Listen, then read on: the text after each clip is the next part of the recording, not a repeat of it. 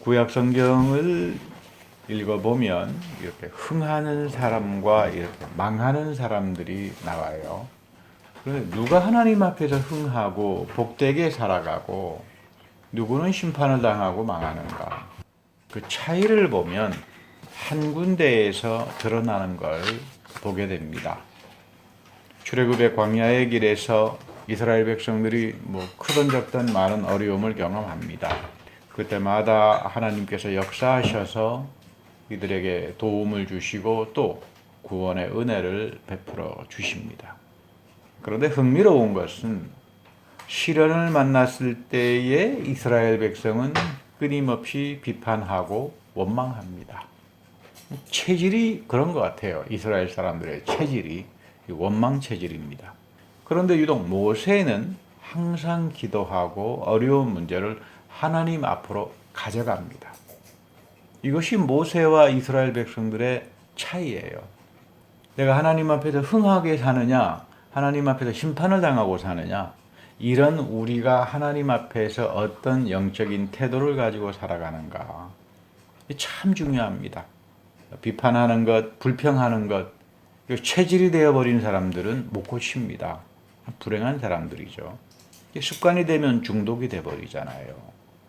성경이 항상 우리에게 강조하는 것은 비판하고 판단하는 일은 인간의 일이 아니다.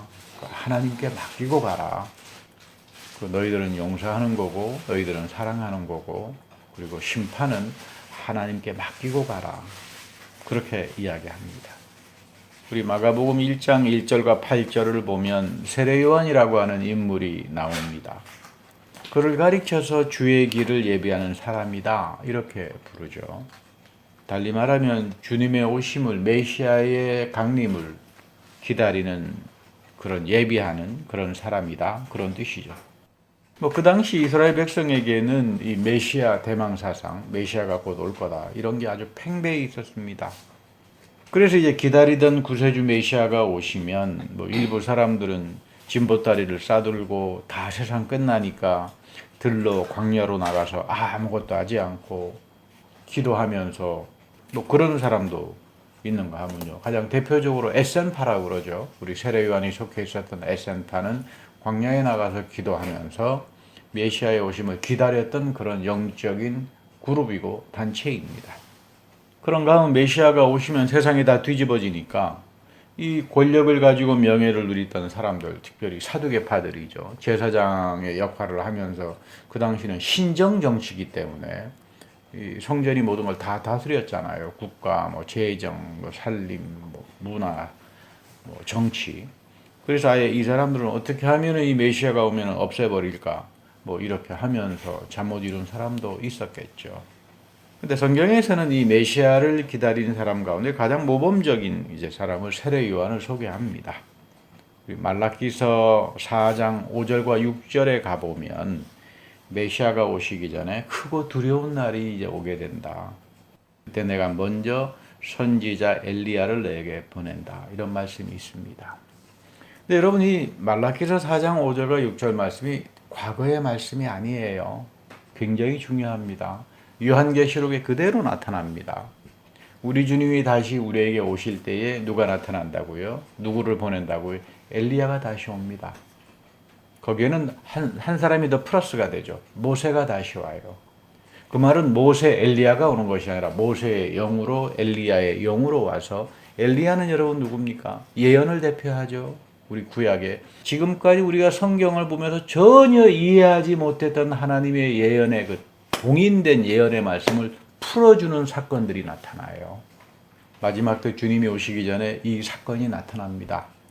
그러니까 아예 세상 말세다. 코로나 바이러스 때문에 다 끝났다. 어떤 분들은 보니까 이제 코로나 바이러스가 아마겟돈 전쟁 이전으로 들어가는 단계다 그러고 엄청 이야기하는데 전혀 성경하고는 아무런 상관이 없어요. 여러분들은 주님이 오시기 전에 누가 온다고요? 엘리야의 영으로 오셔서 하나님이 성경 안에서 예언한 모든 것들을 오늘 시대에 풀어주는 사역이 나타납니다. 두 번째는 모세가 옵니다. 모세는 뭐의 대표죠? 토라, 율법의 대표죠. 토라 속에 담겨져 있는 이 신비하고 신령한 하나님의 계약과 은혜와 그 역사들을 우리에게 풀어주는 사건이 올 때 그때 주님께서 오시는 시간들이 시작되는 겁니다. 그러니까 여러분 속지 마세요.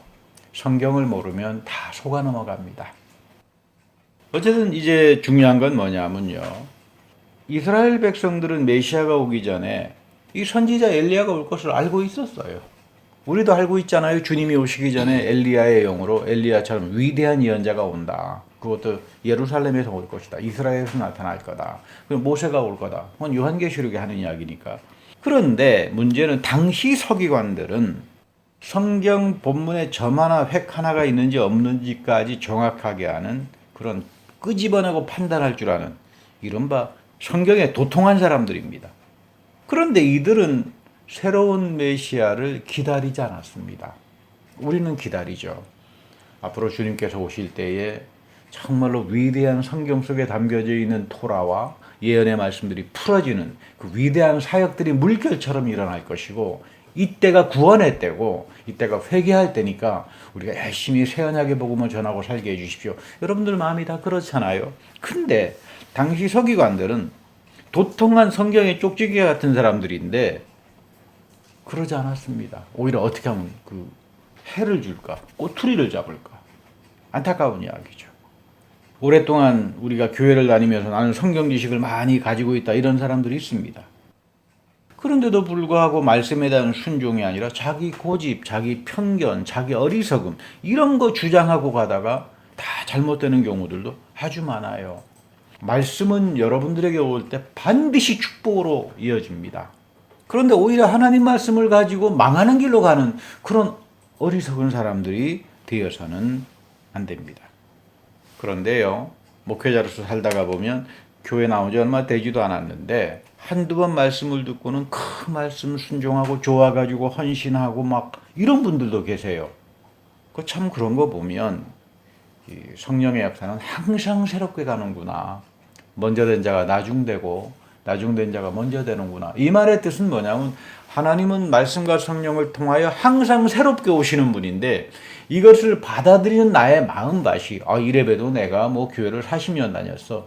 아무런 의미가 없어요. 다니지 얼마 되지도 않은 사람들인데 그 말씀이 사랑하고 그 말씀이 살아 역사하니까 빛이 나고 그것이 순종으로 가니까 그 축복이 이어지고. 그래서 여러분 오늘 예수님 말씀에도 보면은 그 나중된 자가 먼저 되고 먼저 된 자가 나중된다. 이게 여러분 신앙의 진리입니다.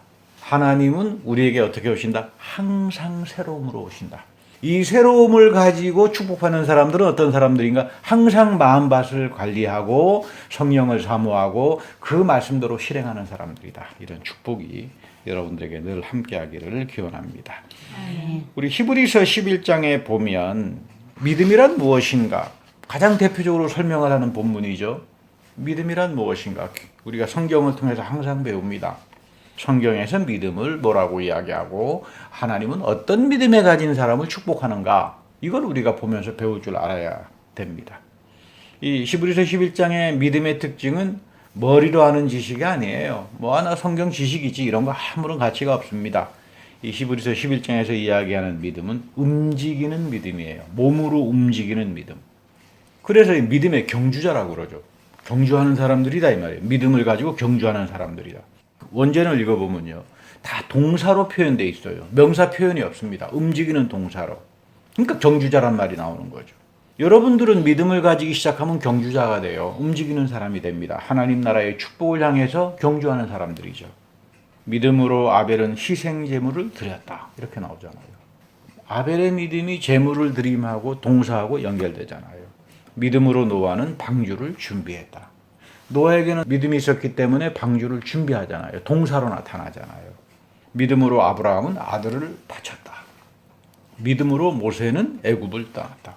그러니까 여기서 믿음이라고 하는 건 다 동사로 표현돼요. 여러분들 개개인도 아무개의 믿음은 저의 믿음은 하나님에 대한 이 믿음과 은혜 때문에 나는 그동안 잘못됐던 것을 더 이상 하지 않는다. 떠났다.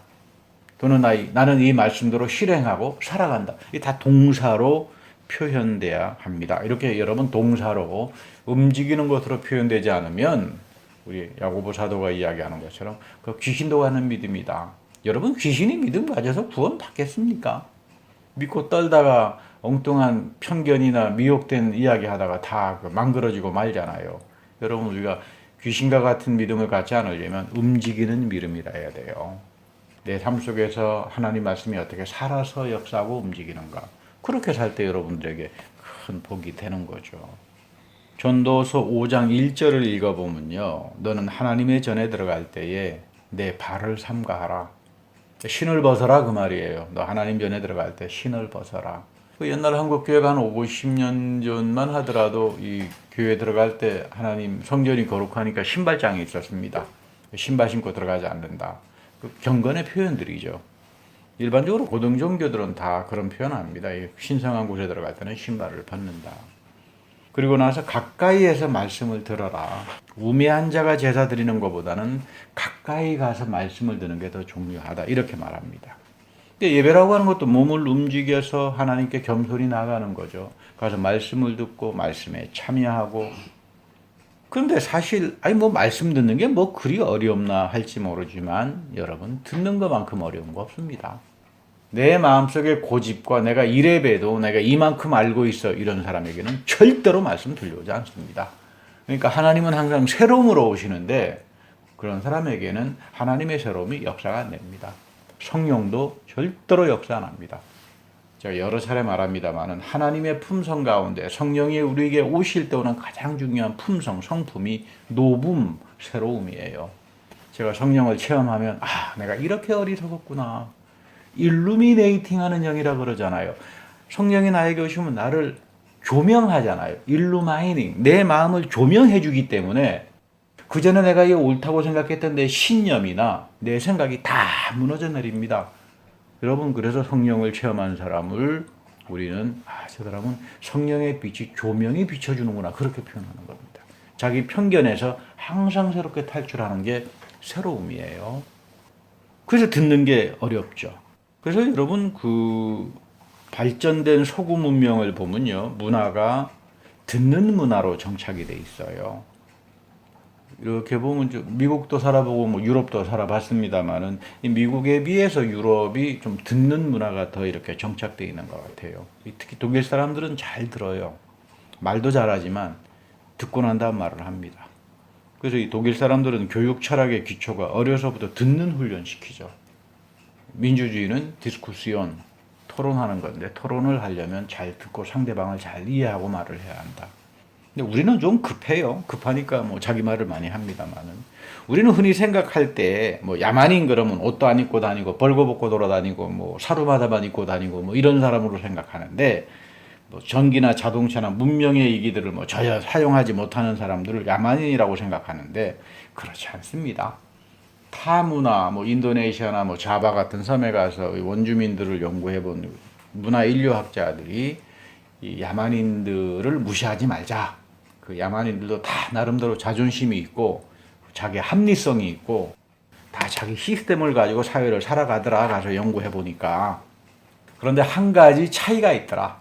이 문명화된 사회하고 야만적인 사회의 차이는 다른 게 아니라 목소리가 커요. 야만족들이 우리 문명인보다. 여러분 사실 나 당신 사랑합니다 할 때 조용한 소리를 하지 않겠습니까? 나 너 사랑해 하고 소리 지르고 다니면 야만인이 되죠.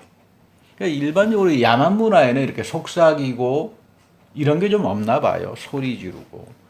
말을 하면은 한 사람은 말하고 한 사람은 들어야 되는데 같이 말하면 여러분 소통이 안 되잖아요. 세 번째는 이 야만 문화의 특징이 감정 주도적이에요. 감정이 좀 앞서가요. 합리성이나 곰곰이 생각해서 이해관계를 피해가는 게 아니라 감정 주도. 감정이 먼저 앞서다가 보니까 미리 상대방이 저럴 거다 생각을 하고 상대방은 전혀 그런 생각을 안 하는데 그렇게 프레임을 씌워놓고는 막 감정 주도로 갑니다. 여러분 우리가 예수 믿는 사람들은 가장 중요한 게 청종이다. 하나님 말씀을 순종하고 듣는 거다. 참된 예배도 이거 듣는 훈련들이잖아요. 신령과 진정으로 어떻게 예배를 드립니까? 여러분 신령과 진정으로 예배를 드린다 그러는데 신령과 진정으로 드리는 예배가 뭐예요? 신령, truth죠. 진리라고 하는 말은 worship in truth, 진리로 드린다는 말은 하나님이 스스로 말씀을 통해서 우리에게 드러나시니까 거기에 귀를 기울이는 거 아니에요. 신령, truth and spirit, 내 영이 가난하게 가져서 내 모든 내적인 삶을 속사람을 하나님 앞에 가난하게 가져서 하나님 말씀을 소중하게 여기고 받아들이고 내 마음밭에 심어서 이 나가는 걸 가리서 신령과 진정으로 드리는 예배라고 그러잖아요. 이런 분들을 하나님께서 새로움으로 찾으셔서 복되게 하시고 형통케 하신다는 그런 이야기입니다. 우리 구약 성경에 보면 다니엘이 나오죠. 바벨론 포로로 잡혀갔습니다. 그는 하나님의 은혜로 총리가 된 사람이에요. 이 메대의 다리오 왕에게 많은 사랑을 받았습니다. 그런데 이 다니엘을 시기하고 질투하는 사람들이 참 많아요. 뭐 세상살이가 그렇습니다. 뭐 다니엘만 그렇습니까? 뭐 여러분들도 시기 질투 많이 당하지 않습니까? 좀 똑똑하다, 뭐 좀 잘한다 그러면 뭐 옆에서 가만두지 않잖아요. 그래서 어떻게 하면 저 다니엘 꼬투리를 잡아가지고 음해를 할까? 아무리 허물을 찾지만 찾을 수가 없어요. 워낙 하나님 앞에서 깨끗하고 경건하고 정직한 삶을 살았던 사람이어서.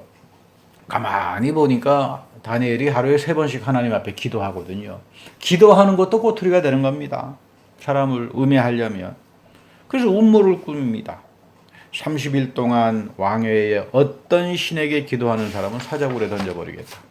이 법령을 만들어가지고 왕을 이렇게 속여가지고요. 왕의 도장을 찍어서 전국에 붙여놨습니다.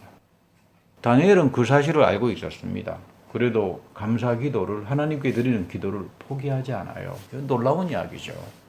다니엘서 6장 10절에 가서 읽어보면요. 다니엘이 이 조서에 왕의 도장이 찍힌 것을 알고도 다니엘은 알았어요. 그리고 자기를 음해하기 위해서 지금 이 조서를 꾸미고 있다. 자기의 원수들이 그것도 알고 있습니다. 그런데 자기 집에 돌아가서는 윗방에 올라가서 어퍼룸이라고 그러죠. 늘 기도할 때 이스라엘 백성들은 이 어퍼룸 윗방이 다락방이라고 합니다만은 이제 하나님과 내가 소통하는 경건한 자리다. 그렇게 해서 기도합니다만은 창문을 열고 예루살렘을 향해서 창문을 열고 늘 평소 하던 대로 3번씩 무릎 꿇고 기도하면서 하나님께 감사하였다. 이런 말을 합니다. 쉬운 믿음 아니죠. 오늘 우리에게 만약에 하루에 3번씩 하나님 앞에 기도하고 성경 읽으면 다 뭐 잡아드리겠다 그러면 여러분 하겠습니까? 쉬운 이야기가 아닙니다. 여기 지금 다니엘은 내가 이 기도하다가 걸리면 사자굴에 던져진다는 걸 알고 있어요. 알면서도 합니다. 알면서도 평소대로 하나님께 기도하고 감사합니다. 결국 이 일로 인해서 다니엘은 사자굴 속에 던져집니다. 하나님께 천사를 통해서 사자 입을 막아가지고 사자굴에서 살아날 수 있도록 더 왕의 사랑을 받고 형통한 삶을 살게 했다. 그런데 과연 다니엘에게 어떻게 이런 믿음이 가능할 수 있었나? 이게 궁금합니다. 제가 늘 입버릇처럼 이야기합니다만 믿는 사람에게 가장 어려운 건 믿음이다. 사실 내가 뭐 믿음이라고 하는 건 움직이는 거기 때문에 항상 새로워져야 되는 거기 때문에 그래서 능력을 공급받아야 되기 때문에 다니엘과 같은 믿음도 생기는 건데 내가 새로움과 능력을 공급받지 않고 난 믿음 좋은 사람이야 해봐야 그건 다 죽은 믿음이다 그 말이에요. 나에게 이런 일이 부딪히면 나는 과연 이런 믿음을 가지고 사자굴에 들어가는 그 가능이나 할까? 그저 이게 단순한 먼 옛날 이야기일까? 오늘 이 본문에서 중요한 것은 다니엘이 아닙니다. 다니엘에게 동행하신 살아계신 하나님입니다. 이 살아계신 하나님이 여전히 나를 원하시는 분이다 이 말이에요. 믿음은 무슨 영웅주의가 아닙니다. 내가 다니엘을 흉내내야 되겠다. 그거보다 더 중요한 것은 이 다니엘의 삶 속에서 살아 역사한 이 하나님이 오늘 내 삶 속에서도 나의 믿음 속에 나의 예배 속에 만나기를 원하신다 그 말이에요. 이 하나님을 만나려면 경청해야 되고 청종해야 되고 내 마음밭을 다스려 가야 되고 하나님이 끊임없이 새로운 성령의 능력을 통해서 부어지는 그 능력을 체험할 때 여러분도 나도 다니엘처럼 살아갈 수 있는 겁니다. 할렐루야. 여러분 이거 참 중요해요. 우리가 지금 마치 사자굴에 들어가 있는 그런 느낌 아니에요? 움직이질 못하잖아요. 여기서 우리가 중요한 것은 다니엘에게 역사했던 이 살아계신 하나님이 오늘 내 삶 속에서도 이 말씀을 가지고 살아가는 사람 속에서도 요즘 사실 여러분 사자보다 더 무서운 게 바이러스 아닙니까? 이 바이러스로부터 여러분들과 내와 그리고 우리 교회를 지켜주신다. 이 살아계신 하나님을 향하여 감사할 줄 알고 예배할 줄 알고 신령과 진정으로 헌신하는 여러분들에게 귀한 하나님의 새로운 믿음의 능력들이 공급되는 겁니다. 그래서 여러분 항상 믿음을 위해서, 새로운 믿음을 위해서 기도해야 돼요. 이 믿음은 성령의 선물이라고 하죠. 이 믿음을 성령의 선물로 받는 사람들이 다니엘처럼 어떤 상황 속에서도 형통하고 승리하고 다스리는 사람이 될 겁니다. 사실 이 감사라고 하는 말이 성경에는 자주 나옵니다. 감사라고 하는 말이 상당히 중요하죠. 우리가 예배드릴 때 죄사함의 은총에 대한 감사가 있잖아요. 그런데 이 구약적인 개념에서 감사는 감사 제물을 말해요. 선물을 말합니다. 우리가 지금 토라의 시대를 살고 있는 사람들이 아니니까 이 토라의 시대를 살았던 다니엘이랄지 시편에 보면은 항상 이렇게 하나님께 감사로 제사를 드리자. 우리 시편 50편에도 보면 그런 말씀이 나옵니다. 감사로 제사를 드리자. 그러니까 우리가 생각하는 거죠. 난 마음이 감사한 마음이 있으니까 이 감사로 제사를 드리는 거지. 그런 말이 아닙니다. 감사 제물이 있어요. 감사를 헌물로 드립니다. 이 감사의 헌물. 우리 예수님도 그러잖아요. 너의 물질 있는 곳에 너의 마음이 있다 그러잖아요. 그러니까 너의 마음 봐서 항상 고르게 하더라. 하나님은 그 중심을 통해서 역사하니까. 그래서 하나님께서 정해놓은 거예요. 감사의 제물이 있다. 이 감사의 제물의 중심을 보면서 하나님께서 역사를 하는 거죠. 그러니까 내가 엉터리 같은 마음을 가지고 늘 마음으로 입으로 감사한다라고 하는 건 아무런 의미가 없죠. 이 구약적인 배경에서는 감사를 드린 자가 나를 영화롭게 한다. 감사의 제물을 드리는 자가 그 행위를 옳게 하는 자에게 내가 하나님의 구원을 보인다. 이 다니엘의 경험이에요. 다니엘이 감사했다라고 하는 말은 윗방에 올라가서 여전히 평소대로 그 바벨론 포로 소용소 속에서 바벨론 시대 속에서 하나님께 기도하고 하나님께 감사의 제물을 드리면서 그 예배를 진정으로 신령과 진정으로 드렸다 이 말이에요. 그걸 시편 50편 23절에서 보면 감사로 제사를 드리는 자가 감사의 제물을 드리는 자가 하나님을 영화롭게 하는 자고 그 행위를 옳게 하는 자에게 하나님은 구원을 보이신다. 그러니까 여러분 내 마음을 하나님 앞에 바르게 갖고 살아가는 게 내 마음의 감사의 제물을 그래서 우리 사도 바울 선생님도 너희들은 그 신령한 그 산제사의 제물로 너의 삶 전체를 다 드리고 살아가는 거다. 그런 이야기를 하잖아요. 여러분이 입술이라고 하는 건 의미가 없어요. 하나님 나라는 어디에 있다? 능력에 있습니다. 이 능력을 체험하려면 항상 살아계신 새롭게 하시는 이 하나님, 성령, 말씀 속에서 내가 살아나야 돼요. 충만해져야 돼요. 오늘 우리 마태복음에 아주 유명한 예수님 비유의 말씀이 있습니다. 이 이야기를 가져서 많은 사람들이 은혜의 황당한 계산법이라니 여러 가지 말로 붙여가지고 이제 이야기들을 하는데 저는 그렇게 생각 안 합니다. 오늘 본문 곰곰이 읽어보면요. 나중된 자가 먼저 되고 먼저 된 자가 나중된다는 그 유명한 본문입니다만 도대체 이 말씀 속에서 예수님은 지금 우리에게 무엇을 지금 이야기하는가? 그 내용은 그렇습니다. 포도원 주인이 있었는데 포도원에서 하루 해가 지고 일이 끝난 다음에 약속대로 일꾼들에게 이제 품삯을 한 데나리온씩 이제 나눠주는 이야기예요. 맨 처음 와서 일한 그 일꾼은 11시 오전에 와서 일 잘했죠. 그런가 하면 1시간만 일한 사람도 있고요. 그리고 공평하게 다 그 한 데나리온 품삯을 나눠줍니다. 그런데 먼저 와서 오전 11시에 와서 일한 일꾼들이 이렇게 생각을 해요. 1시간 일한 사람도 한 데나리온 받았다면 우리야 아무리 못 받아도 5데나리온 정도, 10데나리온 정도는 받지 않겠나. 이렇게 생각을 했는데 전혀 오산이었죠. 전혀 틀렸어요. 빗나갔습니다. 나중에 보니까 한 데나리온만 주니까 불만이 생겨가지고 세상에 이런 경우가 어디 있습니까? 어떻게 1시간 일한 사람하고 종일 때 앞에서 수고한 사람을 같이 취급한단 말입니까? 그리고 난리를 칩니다.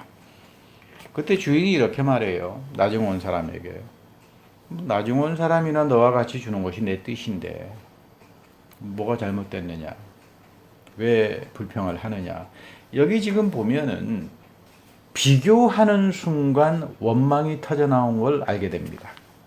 여러분 인생 절대로 비교하지 마세요. 내가 먼저 왔으니까 남하고 비교해서 많이 받겠지. 여러분 그런 생각하지 마십시오. 여러분 제일 행복한 여자가 누굽니까? 여성이 누굽니까? 자기의 미모를 남과 비교하지 않는 분이 가장 행복한 여성이라 그래요. 그게 좋은 겁니다. 남 비교하기 시작하면요. 아주 머리가 빨라집니다. 내가 공로의식도 있고 보상의식도 있고 절대로 감사하지 못하죠. 하나님 앞에서. 맨 나중에 온 사람보다 자기가 먼저 와서 열심히 일을 했는데 당연히 내가 많은 보상을 받아야지. 이러니까 망그러지는 거예요. 이거 바리새파 마음이죠. 바리새파 마음. 이런 마음과 갖지 말라 이 말이에요. 제일 마지막에 부름받은 일꾼은 어떤 심정이었을까? 자기를 불러준 것만 해도 고마웠겠죠. 그런데 사실 그래서 이 본문이 은혜에 충만한 삶을 이야기한다, 감사를 이야기한다 그러지만 사실 이 본문보다 더 중요한 내용은 예수님은 지금 이 본문을 가리켜서 천국이 어떤 곳인가를 가르쳐 주는 거예요. 하늘나라가 어떤 곳이냐, 하나님 나라가 어떤 곳이냐. 여러분, 하나님 나라는 제가 여러처럼 말씀드렸죠. 죽어서 가는 게 아닙니다. 우리가 이 세상에서부터 이어지는 삶을 삽니다. 그러니까 이 세상 속에 살아가더라도 여러분이 하나님 나라의 삶을 살아가기 시작하는 사람을 가리켜서 우리는 하나님의 자녀다, 하나님의 상속자다, 하나님의 제사장으로 형통을 누리는 사람들이다 그렇게 말합니다. 그러니까 이건 삶의 가치죠. 이 예수님께서 이런 하나님 나라의 비유를 가르쳐 주시는 이유는 뭐냐면 이런 가치를 가지고 내 인생을 살라 그 말이에요. 그럴 때 너희들이 상상하지 못하는 놀라운 하나님의 역사와 능력이 드러난다 그 말입니다. 천국은 죽어서 하나님 앞에서 영원한 생명을 누리는 것뿐만 아니라 천국은 어떻다? 이미 우리 안에 들어와 있다. 그래서 믿음은 누리는 삶이에요. 내가 믿음을 가지고 누리지 못하고 사는 삶이 제일 불행한 사람. 믿음은 능력이죠. 하나님이 새로움으로 채워주시니까. 그러면 오늘 이 나의 삶에서 천국의 복을 가지고 사는 사람들은 어떤 사람들인가? 2절에 보면요. 포도원 주인인 하나님께서 푼 꿈과 약속할 때 언약을 맺어요. 이거 아주 중요합니다. 한 데나리온의 언약을 맺어요. 약속을 맺어요. 그러니까 이 품꾼은 이 약속에 따라 일을 했고 정당한 몫을 받은 겁니다. 그런가 하면 4절에 장터에서 놀고 있는 사람들에게 내가 너에게 상당히 주겠다 이렇게만 말합니다. 이 정확한 표현은 what is right. 그러니까 너희가 일한 만큼 내가 줄게. 이건 계약조차도 맺을 수 없어요. 장태에서 마지막까지 온 사람들은 하나님과 계약도 맺은 사람이 아니에요. 그런데 너희도 와서 일하면 what is right. 너에게 맞는 거 내가 줄게. 이런 겁니다. 얼마 주겠다는 말도 없습니다. 왜? 너희들은 하나님과 계약을 맺을 조차의 존재도 못 되는 자들이다. 그런데 나중에 보니까 똑같이 받는다 이 말이에요. 그래서 불평이 나오는 겁니다. 그래서 13절의 말씀이 매우 중요하죠. 나는 너와 한 데나리온의 약속을 했어. 하나님은 계약에 따라 약속에 따라 역사하시는 분이라고 하는 걸 우리가 잘 깨달아야 합니다. 나는 이 언약에 따라서 너에게 정당한 품삯을 주었는데 왜 내가 다른 사람에게 주는 은혜를 가지고 시비를 거느냐 이 이야기예요. 하나님의 것을 가지고 하나님 뜻대로 하는 게 하나님의 은혜 아닙니까? 정당하게. 유대인들에게는 오랜 언약이 있었습니다. 하나님에 대한 축복이 있었습니다. 여러분 언약에는 반드시 엄청난 축복이 있잖아요. 언약을 지키면 어마어마하게 복된 삶을 사잖아요. 근데 이 사람들은 그 언약대로 못 살았어요. 근데 이방인들이 늦게 왔습니다. 장태에서 빈들빈들 놀다가 이제 늦게 왔는데 이 예수 그리스도로 인해서 하나님의 정당한 축복의 은혜가 있고 그 이스라엘에게 주어졌던 가장 큰 축복인 위대한 축복인 새 언약조차도 이스라엘 백성은 다 잃어버렸어요. 심판당했죠. 아직도 지금 새 언약이 이루어지지 않고 있죠. 마지막 때는 뭐라고요? 주님이 오실 때 어떤 일이 벌어진다고요? 새 언약이 이스라엘 백성들에게 이어지는 놀라운 그 사건이 벌어지는데 그것이 말씀 영적 대각성 운동이 이스라엘에서 일어납니다. 그런 일이 벌어질 때쯤 되면 우리도 이제 준비해야 되겠구나 그렇게 생각하면 됩니다. 근데 너희들은 왜 이방인들, 왜 한국교인들, 왜 생명말씀 교인들이 받는 축복을 가지고 시비를 거느냐 이 이야기예요. 이거 오늘 마찬가지 이야기입니다. 하나님이 여러분들에게 주신 언약은 새 언약이에요. 이 새 언약의 복음이 너무도 크고 신령합니다. 이것을 알아야만 영원한 복음인 요한계시록이 열리죠. 그런데 오늘 새 언약의 신비와 축복 전혀 모르니까 요한계시록이 열릴 리가 없죠. 절대로 하나님은 우리가 요행수대로 만날 수 있는 그런 분이 아니에요. 내가 봉사를 많이 했다고, 내가 기도를 잘한다고, 그래서 여러분 하나님 절대로 만나는 거 아닙니다. 우리가 하나님을 바로 알고 만나려면 하나님이 하신 언약의 내용이 무엇인가? 하나님이 예수 그리스도 안에서 우리에게 주신 새 언약이 무엇인가? 이거 붙들고 순종하고 경청하고 내 마음밭을 잘 해가지고 가다가 보면 내가 상상하지 못하는 무궁무진한 축복과 은혜를 체험하며 살아가는 것이 여러분들의 복이에요. 이것 때문에 주신 게 교회다 이 말이에요. 그래서 여러분 교회는 건물도 아니요. 우리가 물론 뭐 라모린다 있습니다만 라모린다 있는 게 교회가 아니에요. 영적 사건이에요. 하나님을 새롭게 체험하고 예배 속에서 이 살아계신 주님의 그 새 언약을 지키고 살아가는 그 영적 사건이 벌어지는 현장이 바로 교회가 되는 겁니다. 이런 교회의 신비와 본질을 잘 깨닫고 살아가기 바랍니다. 저 역시 그렇습니다. 목회자로서 하나님이 저에게 주신 새 언약의 은혜와 신비와 축복과 구원이 너무나 충만하니까 그거 쫓아가기 전 바쁜데 채워주시는 분은 하나님이에요. 하나님, 난 가난합니다. 난 내 영이 가난하고 내 마음밭도 가난하니까 하나님 것으로 늘 새롭게 채워주십시오. 이런 사람들이 여러분 먼저 된 자가 되고 복된 삶을 살아가는 거죠. 그래서 여러분 절대 신앙생활은 남과 비교하는 것이 아니다. 여러분 제가 비교하면서 목회한다면 목회할 수 있겠습니까? 그런데 저는 목회자로서 가장 큰 축복과 기쁨을 가지고 목회하는 사람이에요. 이 세상에서. 그렇지 않습니까? 어떤 분은 저보고 와서 목사님 목회하면 스트레스 받지 않습니까? 엄청 받습니다. 그랬더니 교인들이 아주 골치 아프게 하는 모양이죠. 아닙니다. 뭐 저희 교인들이 저를 골치 아프게 하는 게 아니라 목사가 교인들을 스트레스 받게 하죠. 여러분도 그렇잖아요. 제가 여러분들 스트레스 팍팍 주지 않습니까? 하나님 말씀 읽으라 그러죠. 맨날 게으르지 않나 그러고 카톡으로 맨날 연락하죠. 그게 아니라 제가 늘 저를 스트레스 받게 하는 거는 하나님 말씀이에요. 일주일 내내 스트레스 받습니다. 하나님 말씀 앞에서 일주일 내내 스트레스를 받으니까 그래서 여러분들하고 예배 시간에 신령과 진정으로 예배 드릴 때 여러분들에게 귀한 축복이 되지 않습니까? 저에게도 귀한 축복이 되는 거죠. 여러분 목회도 남과 비교하는 것이 아니라 하나님 말씀 앞에서 스트레스 받고 하는 게 목회예요. 여러분도 신앙생활도 남과 비교할 거 없어요. 내가 받은 축복, 내가 받은 하나님의 은혜, 새 언약의 내용 이거 붙들고 하면서 신령해지는 거지 뭐 이럴 필요가 없다 이 말입니다. 하나님이 주신 말씀과 언약 앞에서 절대적인 가치를 가지고 살아간다. 그 은혜를 사모하는 것. 이것을 여러분 복된 믿음이라고 합니다.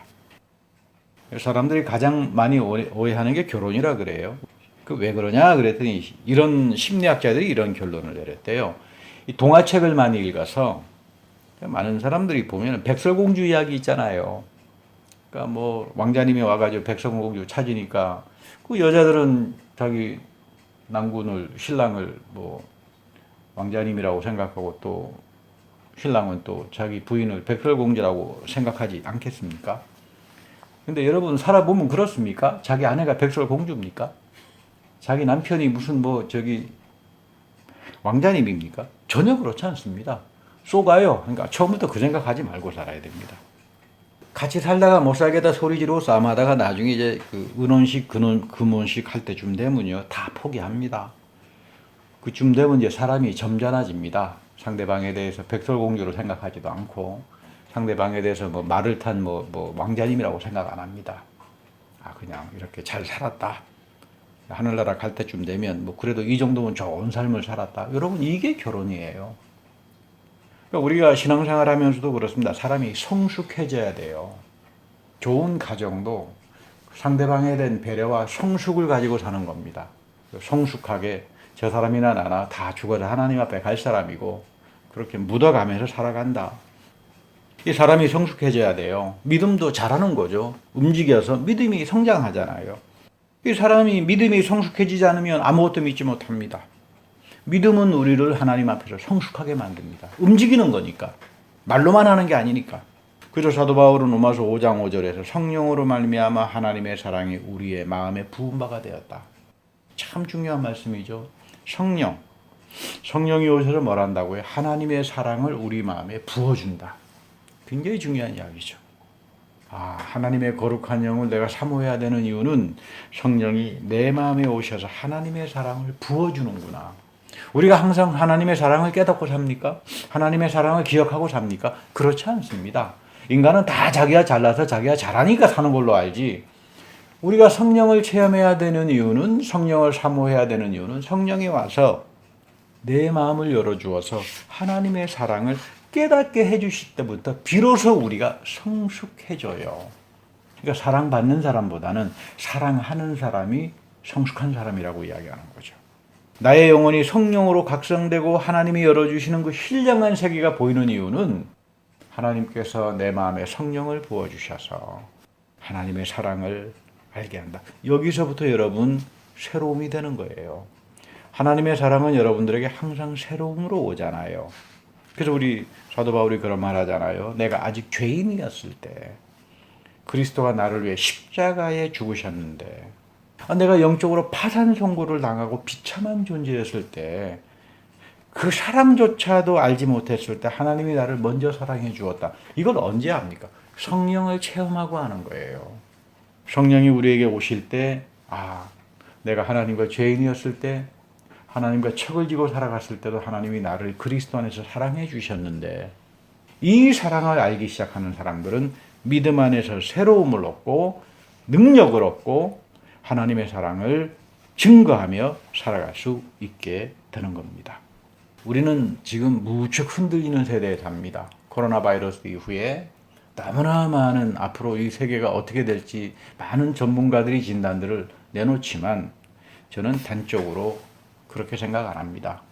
코로나 바이러스 이후에도 가장 문제가 되는 것은 사회가 바뀌고 경제가 바뀌고 이런 것이 아니라 내 믿음이 하나님 앞에서 항상 새로움을 가지고 살아가느냐, 내 마음밭을 새롭게 하면서 믿음의 경주를 잘 달려가느냐, 이것만이 여러분들의 인생과 저의 인생과 그리고 이 교회를 복되게 하는 거지, 이 흔들리는 세대 속에 흥청망청하면서 살아봐야 아무런 의미가 없습니다. 내가 죄인이었을 때 나를 사랑해 주신 그 하나님, 성령을 통해서 끊임없이 그 사랑을 나에게 부어주십시오. 그래서 내가 하나님으로부터 새로움을 얻고 새로운 능력을 얻어서 이 어려운 죽음의 시대에 다스리고 이기고 하나님의 사랑을 증거하는 그런 믿음의 다 귀한 경주자가 되게 해 주십시오. 이런 기도가 여러분들의 기도고 저의 기도가 되어야 할 겁니다. 다 같이 기도하겠습니다. 하나님, 어려운 시간을 삽니다. 그러나 주의 성령을 우리가 사모합니다. 성령이 우리 마음속에 부어져서 참으로 내가 하나님과 멀리하고 하나님과 원수지고 살았을 때도 주께서 나를 사랑해 주셨고, 그 사랑을 내 마음속에 부어주셔서 이제는 내 마음을 하나님 앞에 감사의 제물로 드리고 내 마음밭을 하나님께 감사의 제물을 드려 신령과 진정으로 주님을 사랑하며 끊임없이 베풀어 주시는 하나님의 성령을 받고 주 안에서 복된 주의 자녀로 살아가게 하옵소서. 우리 구주 예수 그리스도의 이름으로 감사하며 기도드립니다. 아멘.